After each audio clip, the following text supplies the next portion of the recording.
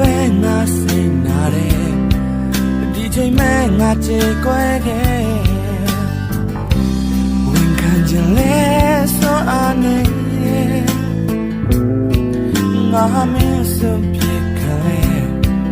မြူမောင်ချစ်တောင်ပြန်မရခဲ့လမ်းကြုံရင်ပြောပေးကြပါကျွန်တော်ရဲ့အိမ်မက်တွေမှာသူ့ရဲ့ပုံရိပ်တွေ